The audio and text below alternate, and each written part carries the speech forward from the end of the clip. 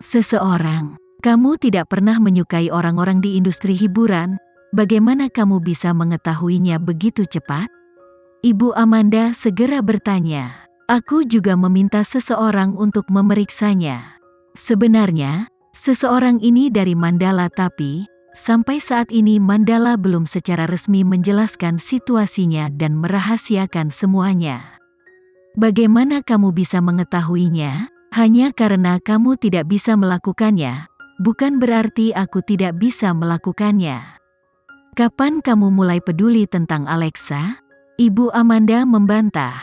Amanda, karena Alexa baik-baik saja, kurasa itu adalah berkah tersembunyi. Begitu dia keluar dari rumah sakit, kamu bisa mengunjunginya. Tidak perlu meributkan hal itu di rumah, kakek berpura-pura mendukung Arsi.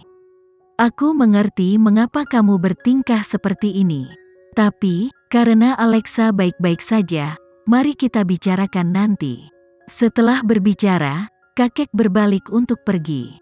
Tapi Ibu Amanda tiba-tiba berteriak dari belakang, "Ayah, jika kamu menyebabkan Alexa menderita karena kamu ingin melindungi Arsi, maka aku tidak lagi punya alasan untuk bersikap baik kepada keluarga Geraldine.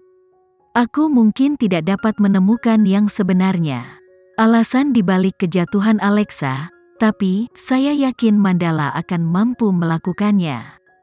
Ketika saatnya tiba, saya harap kamu bisa mengatasinya." Kali ini, Ibu Amanda berbalik lebih dulu. Ekspresi kesal muncul di wajah Arsi saat dia berkata kepada kakeknya, "Kakek, biarkan aku membantumu kembali ke kamarmu." Kakek Arifin tidak mengatakan sepatah kata pun, saat dia berjalan kembali ke kamarnya dengan dukungan tongkatnya. Arsi dan suaminya kembali ke kamar mereka. Pada saat ini, Andre menyelinap ke kamar kakeknya dan mengobrol. "Cucuku yang berharga, apakah kamu kecewa dengan kakek beberapa saat yang lalu?" Kakek menghela nafas.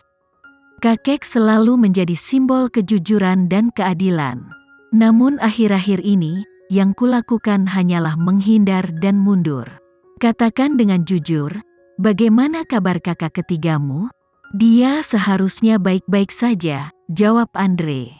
Andre, kakek tahu bahwa kamu suka menyanyi dan kamu telah memulai sebuah band. Bukan karena kakek ingin menghentikanmu memasuki industri hiburan, tetapi, kamu juga melihat apa yang terjadi pada kakak perempuanmu. Kamu tidak tahu seberapa besar keinginan kakek agar kakak ketigamu pulang, dan mengambil alih kekacauan ini. Dengan begitu aku bisa punya waktu luang untuk bersantai dan bermain drum bersamamu. Tapi, selain Alexa, beritahu saya, siapa lagi yang bisa saya andalkan? Setelah mendengar kata-kata kakek, Andre memahami arti tanggung jawab untuk pertama kalinya. Kakek, aku tidak pernah mengambil jurusan bisnis. Begitu juga dengan kakakmu, namun dia bersikeras untuk bersaing memperebutkan kekuasaan. Kakek sedang menunggu kakak tigamu berubah pikiran dan kembali, kakek menggelengkan kepalanya. Jauh di lubuk hati dia tahu, mengapa Alexa menolak untuk kembali ke rumah keluarga Geraldine. Itu karena skema jahat Arsi. Mulai saat ini dan seterusnya, aku ingin kamu mengawasi kakakmu dan tetap mengetahui status kakak ketigamu. Kakekmu mungkin sudah tua, tetapi dia tidak akan dibutakan dua kali. Dimengerti, kakek? Di dalam koridor rumah keluarga Geraldine, Arsi berdiri sendirian memegang teleponnya dan berbisik, "Nyonya, saya telah melakukan apa yang kamu minta. Produser ahli tersembunyi telah memutuskan untuk menggantikan Alexa. Saat ini, semua orang memanggilnya pembawa sial dan menghindarinya dengan segala cara. Itu tidak cukup. Aku ingin desas-desus menjadi lebih keras sehingga reputasinya benar-benar hancur."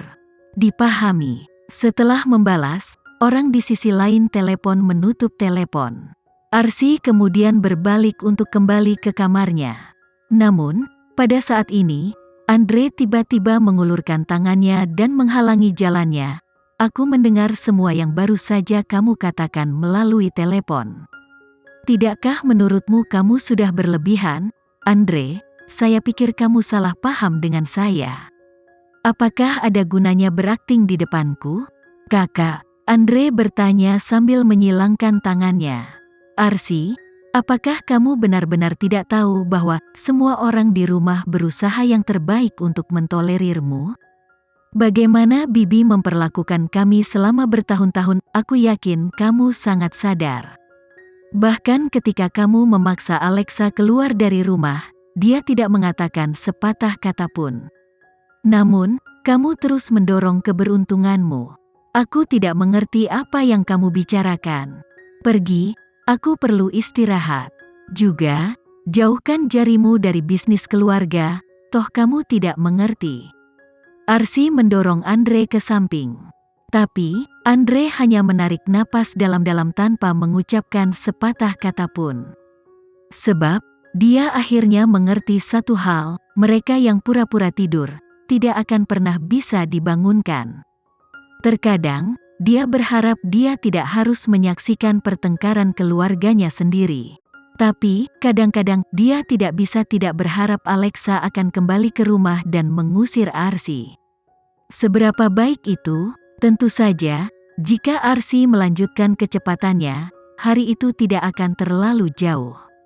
Saat ini, yang paling marah adalah Ibu Amanda. Selama bertahun-tahun, satu-satunya alasan dia mentolerir segalanya adalah karena kakeknya relatif adil dalam penilaiannya. Tapi, dia sekarang semakin condong ke arah Arsy. Jika Alexa meninggal suatu hari karena Arsy, apakah dia juga tidak punya pendapat? Dia tidak bisa membiarkan hal seperti itu terjadi. Sementara itu, Alexa tidak tahu bahwa keluarga Geraldine telah memasuki perang satu demi satu karena dirinya. Dia juga tidak tahu, perannya di Hidden Expat sudah diganti. Pada malam kejadian, Mandala akhirnya mengeluarkan pernyataan bahwa Alexa hanya mengalami luka ringan, dan Baim mengalami sedikit patah tulang. Penyebab kecelakaan itu masih diselidiki, jadi mereka belum bisa berkomentar. Tapi, mereka berharap semua orang bisa tetap bersabar. Namun, rumor tentang Alexa sebagai kutukan tidak mereda karena hal ini. Faktanya, desas-desus itu mulai menjadi lebih tahayul. Orang-orang mulai percaya bahwa dia terlibat dalam ilmu sihir. Selalu ada rumor seperti ini di industri hiburan. Diyakini bahwa banyak selebritas mempekerjakan seorang dukun untuk mengundang beberapa hantu kecil ke rumah mereka. Mereka kemudian akan memberi makan dan membakar persembahan kepada hantu-hantu ini dengan imbalan ketenaran dan kekayaan. Jadi fakta bahwa Alexa sepertinya selalu menarik diri dari insiden yang tidak menguntungkan, pasti akan menarik desas-desus seperti ini. Karena melibatkan hal yang tidak diketahui, hal itu menciptakan suasana misteri dan membuat orang ketakutan. Terlepas dari itu, begitu orang-orang di industri hiburan mendengar rumor ini, siapa yang masih berani bekerja dengan Alexa? Bahkan ketika menyangkut Mandala atau Kenzie, dalam keadaan seperti ini, apakah pilihan terbaik mereka untuk membiarkan Alexa menghentikan semua aktivitasnya? Haruskah mereka memilih untuk menetap saat masih pagi? Humas Mandala mencoba yang terbaik untuk menghentikan rumor beredar. Namun, meski publik memiliki ingatan yang buruk, bagaimana dengan orang-orang di industri hiburan? Keesokan harinya, rumah sakit melakukan pemeriksaan lagi pada Alexa. Setelah memastikan kepalanya baik-baik saja, Alexa meminta untuk meninggalkan rumah sakit. Namun, Kenzie menjawab, "Ayo kembali ke Indonesia dulu, seseorang ingin bertemu denganmu." "Siapa?" Alexa bertanya. Kenzie dengan lembut menepuk kepalanya saat hatinya sakit. Sepertinya dia berjanji pada dirinya sendiri bahwa suatu hari dia akan mengangkatnya ke posisi di mana tidak ada yang berani memfitnahnya. "Kamu akan tahu setelah kamu melihat mereka." Alexa penasaran, tapi dia dengan patuh mengikuti pengaturan Kenzie. Namun, tidak lama kemudian dia mengetahui bahwa dia telah diganti. Lagi pula, ini bukanlah rahasia yang mudah untuk disimpan. Apakah aku sudah diganti? Alexa bertanya pada Kenzi. Kenzi menghentikan mobil dan mencubit pipinya, anggap saja itu sebagai ujian. Tidak sayang kehilangan peran, bagaimanapun juga kamu pantas mendapatkan yang lebih baik. Alexa menundukkan kepalanya. Karena Kenzi telah membuat keputusan, maka tidak ada yang perlu dikhawatirkan. Karena Alexa tahu, jika ada solusi, Kenzi tidak akan menyerah begitu saja. Rekam jejaknya dalam memperoleh sumber daya dan dukungan adalah contoh terbaik. Sekian dulu ya video kali ini, kita lanjutkan lagi videonya di lain waktu. Oh iya, bagaimana menurut kalian? Semoga bisa sedikit menghibur kalian semua. Untuk teman-teman yang baru nonton jangan lupa subscribe ya hehehe. Dan kalau teman-teman ada yang ingin gabung langganan bisa langsung gabung saja untuk dapat fitur yang menarik dan sedikit membantu Mimin. Terima kasih banyak sudah menonton, sampai jumpa lagi, bye bye bye.